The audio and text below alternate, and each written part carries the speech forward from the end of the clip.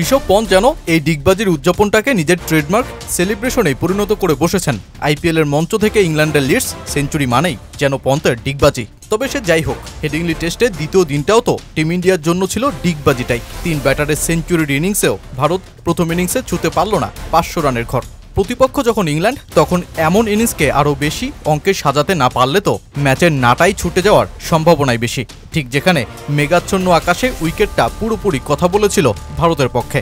আর bat হাতে ইংল্যান্ডের দ্বিধাগ্রস্ত ও প্রচণ্ড চাপে থাকা অলি পোপের মতন ব্যাটার, কিন্তু তবুও ক্যাচমিস আর বাকি বোলারদের নিষ্প্রভ বোলিংয়ে জসপ্রীত বুমরাকে এভাবে টুপি মাথায় গুজেই বাঁচতে হয়েছে আক্ষেপে।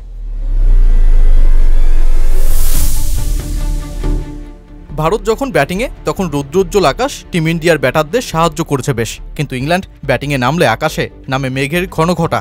আর যেই কন্ডিশন পেসারদের আরও ভয়ঙ্কর করে তোলে। ইনিংসের প্রথম ওভারেই চমকে দিয়ে যার প্রমাণটাই দেন, জ্যাক ক্রাউলিকে সুইংয়ের ধাঁধায় বোকা বানিয়েই আউট করে বসেন। এরপর ব্যাট হাতে নামেন তুমুল আলোচিত সেই অলি পোপ। ইংল্যান্ডের 3 নং পজিশনটায় অধারাবাহিক অলি পোপকে সরিয়ে নিউজিল্যান্ডের বিপক্ষে অভিষেক সিরিজেই 350 করা জ্যাকব বেথেলকে একাদশে রাখার দাবি উঠেছিল। তবে আইপিএলে থাকায় একটা বিপত্তিও বেঁধে যায়। বেথেল যখন আইপিএলে, তখন বড্ড অধারাবাহিক পোপ জিম্বাবুয়ের বিপক্ষে এই পজিশনে নেমেই 171 রান খেলে বসেন। আর তাই পোপকে দলের না রাখাটাই হতো বেইনসাফি।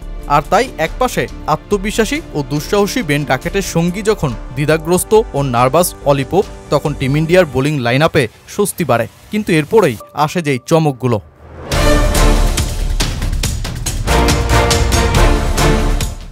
এক বুমরা বাদে বাকিদের নিষ্প্রভ বোলিংয়ে এই জুটি পেয়ে যায় সেই স্পার্কটা। অনভিজ্ঞ প্রসিদ্ধ কৃষ্ণা লেন্থ মিস করে শর্টে বল ছুড়ছিলেন, সিরাজ পারছিলেন না উইকেট তুলতে।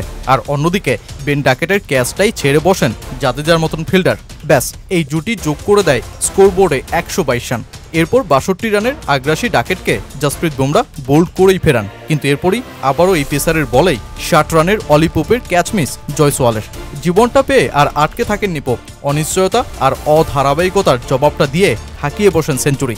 আর টেস্টে জরুট আর জসপ্রীত বুমরার যে রোমাঞ্চের লড়াই চলে, সেখানে এবারও বুমরা জিতলেও 3 উইকেটের সবগুলোই একা তুলে তৃতীয় দিনটা তাকে ছাড়তে হয়েছে একটা হতাশা নিয়েই।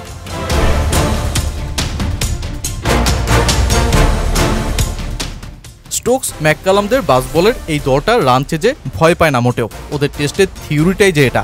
তাই বর্তমান ইংল্যান্ডকে আটকানোর সেরা উপায় দ্রুত জুটি ভাঙা, শুরুতেই ব্যাটিং সিরিয়ালে আগুন ধরানো। টিম ইন্ডিয়ার জন্য আবহাওয়া ও উইকেট সবই পক্ষে থাকলেও ক্যাচমিস, নিষ্প্রভ বোলিং, আরও কিছু রান করতে না পারা আর শার্দুল ঠাকুরকে আরও আগে বোলিংয়ে না আনানোর আক্ষেপে যখন ভারত, তখন 3 উইকেটে 209 রানের দিন শেষ করে ইংল্যান্ড ঠিকই আছে স্বস্তিতে, যেখানে অলি পোপ সেঞ্চুরি করেও অপরাজিত।